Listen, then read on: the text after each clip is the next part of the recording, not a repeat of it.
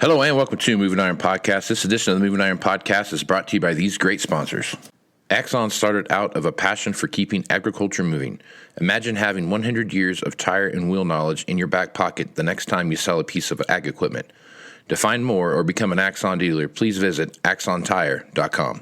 This podcast is also brought to you by Valley Transportation. Valley Transportation has been hauling ag and construction equipment across the country for the past 33 years. Call Parker at 800-657-4910 or go to valleytransinc.com for all your trucking needs. At Valley Transportation, our goal is to help you reach yours. This podcast is also brought to you by Ag Direct.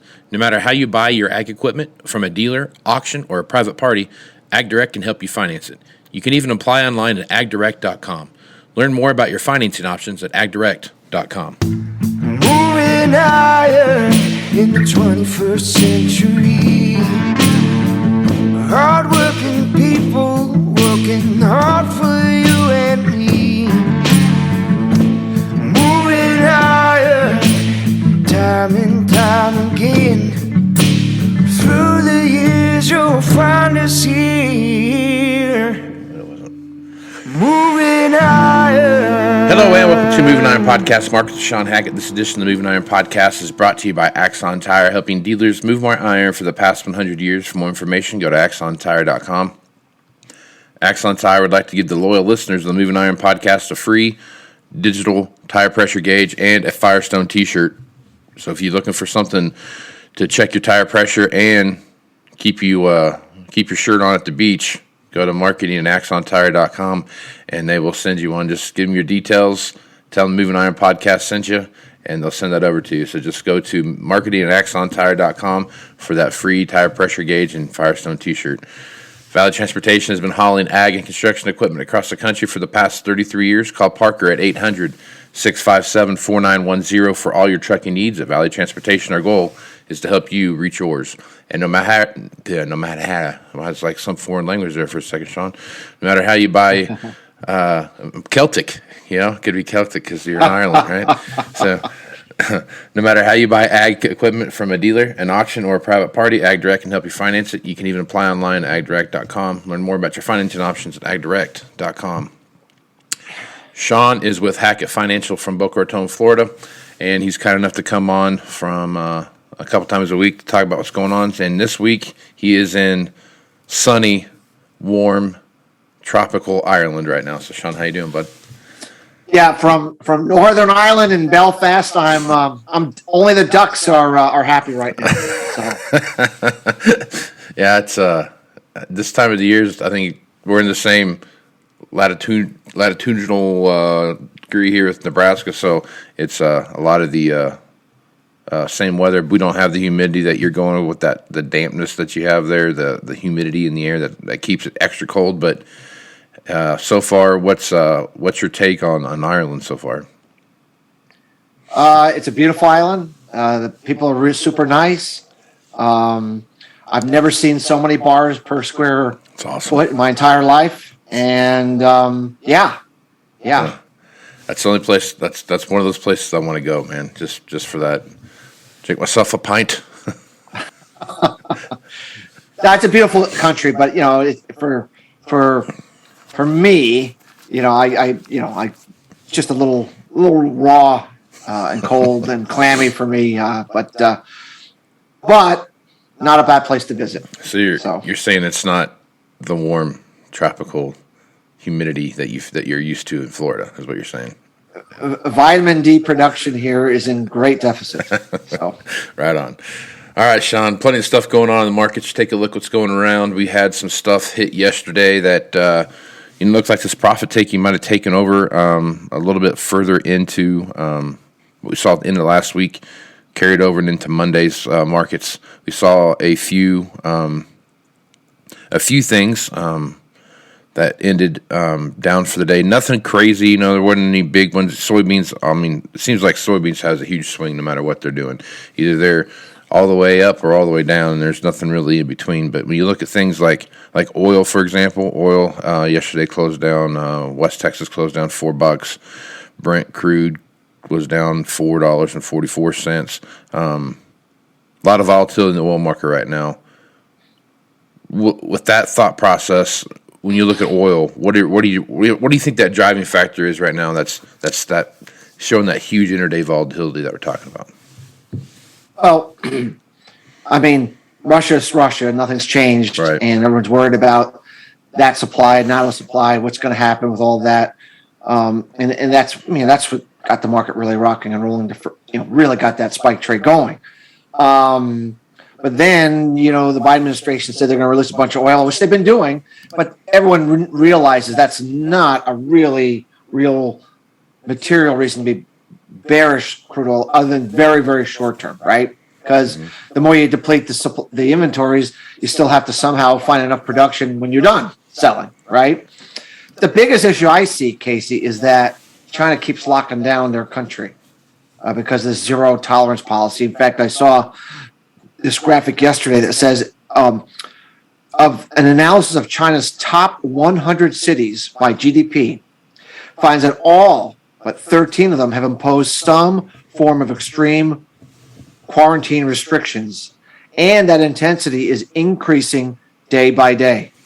So that's not good for demand if it continues. It's not good for demand. Obviously, Shanghai, for example, everyone's locked in to their either office building, or in their home, and they're not allowed out. And they're ordering things in the morning, and it's a ration. You're only allowed a certain amount of food you can order, and then they apparently give it to you later in the day. I mean, that's what's going on right now, and that is concerning on the demand side if it were to continue. Just think what happened when we did the same thing here. We locked the whole country down, how devastating it was. Well, they're now actually going through that because of their zero tolerance policy, and because it appears that they've been they had such an aversion of using or allowing people to get exposed that now they're all getting exposed, and the rest of the world's all gotten sort of this herd immunity built in. It seems like they're like a year behind where everybody else is, because they prevented everyone from being exposed to these viruses when they were coming along. So it's a mess. I don't know how long it's going to last, but I think crude oil specifically, if no one's driving, if no one is operating, if production plants are at half throttle, that can't be good for energy demand. That's all I just have to assume that's what's going on in crude oil on a day-to-day basis, is how long is this going to go on? Yeah. So, all right, so let's jump over and look at crop planting progress reports as to what we've got going on there. And right now we're very early in the season. Obviously, it's not like it's very far into that. Most places won't actually start planting it until about the April 15th time frame on into the first part of May. Out here, we start planting corn the 1st of May. Sugar beets go in the ground about the 15th of April, so we'll see what happens there. But right now, if you're looking at a crop progress report, it looks like Texas is about 54% done. Kansas has got 2% in the ground. Kentucky's got 1%, and North Carolina's got 3%. The rest of the states haven't registered yet. And then you jump over and look at soybeans, and not a lot of soybeans. Soybeans haven't been planted anywhere yet. Cotton acres, jump down and take a look at that. We look about 4% of cotton's been planted, and the average right now is like 6%. So whatever. I guess as you're looking at that stuff right now, you've talked about this when you're looking at going into this season where you're going to see some weather delays because of switching from La Nina to El Nino, and you've got more moisture capability in there, and that late spring rains going into early summer during that key planting cycle. What do you think the reaction? How long will the reaction have to be before the market really takes a hard look at what's going on as far as planting progress goes? Remember, there's the time frame that we would like to get the corn crop planted, for example, and then there's when we need to get the corn crop planted, as you said. Right. We would love to turn wheels in the first week of April and really rock and roll in the second week of April and get a head start and get crop in the ground early, especially for corn. We would love to be able to do that. In many years, we are able to do that. We were able to do that, last year, and that's definitely not going to be happening this year. Weather's too cold, too much moisture in the center east grain belt, and now we're looking at getting a major late winter storm in the northern plains, where they're looking at 12 to 14, 12 to 16 inches of snow. And once again, continued cold weather through the end of the month. And that's just going to we're going to have an early start to the planting season off the table. That doesn't mean you hit the panic button yet, but the question you're asking is, when would the market really start to worry? I think if we got to the third week of April and it looks like we're not really going to be turning a wheel into mid-May, the market's going to start to get really nervous, especially as worried as they are about corn right now. Just everything is just micromanaging everything. I don't think if the planting season is delayed into, let's say, the lion's share of it is delayed into mid-May, I do not think that the corn market will take kindly to that. I think they would react. And I think the weather forecast in, let's say, the end of the third quarter of April would give the market the signal that, we're now not even looking at a late normal beginning. We're just looking at a late start. And the market will then begin to dial down what those yield expectations could be. Now, of course, what's bad for corn is good for soybeans. We would be thinking about even more soybean acres than, So anyway, I would say that in terms of things like spring wheat that's planted in northern plains or corn, I really think that give it 2 more weeks, Casey, and it still looks as dire as it does now, which we believe it will. The market's going to have to start to react to that. And that's why we continue to feel, especially for the corn market, we've been talking about this potential for a blow-off top in, late spring, early summer. And it looks to me like we're set up for it. We continue to see, even down in the second crop corn in Brazil, that had good moisture leading into the planting season, got the crop planted in good shape, had a good start. We're now looking at a pattern that's starting to get pretty dry. And pollination, the core pollination is right now into the first half of May. And so, I think once again, it doesn't look like it's going to be super hot like it was last year, but just to have drier than normal weather during pollination means you're probably going to take the top end potential off of the second crop corn in Brazil, and the market's banking on that being saving the day. And if it just comes off a little, the corn market has no wiggle room right now. I mean, if you believe in the acreage number that the USDA came out and say that's going to be the number, I'm not saying that is or it isn't, but if you do, there's just no room for anything but perfection right now. And so I still feel, as high as corn prices are, that we still have, potentially one more reaction to the upside to factor all this stuff in. Because if you really think about it, Casey, mid-late May, we're going to know what's happened with second crop corn in Brazil. We're going to have a really good idea of exactly what the nature of the planting season is going to be. We're going to have a pretty good idea of whether Russia is getting the corn crop planted or not. So the market runs up on worry, on fear of the unknown. And whatever the answer is to those 3 things I just mentioned, whatever it is, you're going to get clarity. You're going to know, well, Russia planted half the corn crop. We're going to, you're going to get answers to your questions. It's hard to get emotionally excited about a market when you put facts to the case. Buy the rumor, sell the news is what that's based upon. So I feel we can run these markets up, or this corn market up, into that mid-May, late May timeframe. And then as we factually start to get answers to these things, it'll be pretty hard to hold the market higher from that point going forward. So I'm kind of thinking we're in this final phase higher for corn. At least it looks like to me like, wheat already had it on Russia. Soybeans already had it on Brazilian drought. Now corn's going to get it on chaotic planting season.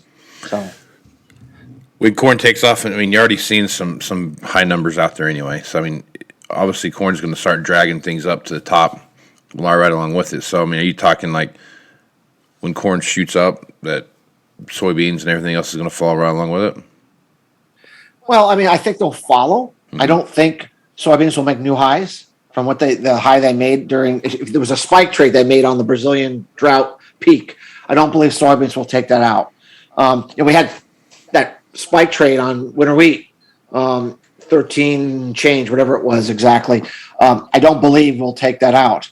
I believe we'll drag those markets higher. And I think that, but I don't think that, I think those, I'm kind of in the idea that we have these rolling blow off tops in grains, where we said we had soybeans, then wheat, and now corn's going to finish the job. Now, when wheat made a blow off top, corn didn't make a blow off top. It was being dragged along with the wheat. Now corn's going to be the leader. So I think corn's the one I'm anticipating making, really taking new ground here to the upside. The other markets, more of a, working your way back, a retest of the highs, some kind of a failed secondary high kind of a thing. That's what we're envisioning right now, looking at everything we see right now. Okay. So right on. All right. So you take a look at this blizzard that's coming through North and South Dakota, mostly North Dakota, but it's right. I mean, there's a lot of calving going on right now and those kind of things. So I guess as you take a look at that, what kind of impact do you think that's going to have in the overall cattle market? It's going to be pretty significant. We're getting this cold. It's not just the cold, but it's when it's snowy and wet, and it's just the worst time to have this kind of a late season storm, and it's really going to impact, the production potential of calving in the cattle market significantly, and it's going to further reduce the animal feeding units for cattle as we get later in the year when the animals are going to be extremely, extremely tight. It looks to me like this final move higher up in corn and this fear over the economy, Casey, on these backing up of interest rates and this lingering Western U.S. drought, which is the final is causing the reason for this final herd liquidation event. We've been herd liquidating cattle since 2019. This is not like this just began yesterday. Right. But there's usually the final puke of the final animals that can go. I mean, you're not going to liquidate the herd to zero. At some point, you say, we've liquidated everything we can. I think this is the last phase of it, and we've been seeing some pressure in cattle because of it. But once this phase is over, and we think it will be more largely over by late spring. I mean, we think that the availability of animals going forward from that after that's over it's going to be really, really sparse. And as bearish as it's been for the cattle market in the last month, it's going to be a springboard later in the year. And so, keep an eye on the cattle market later in the year. It could do what hogs just did, a month and a half ago when it went straight up after a period of quiet. So, definitely believe that this late season winter storm, something we talked about too, is going to actually increase the bullish outcome later in the season, although it's going to cause some pressure right now. Gotcha. So, okay. All right.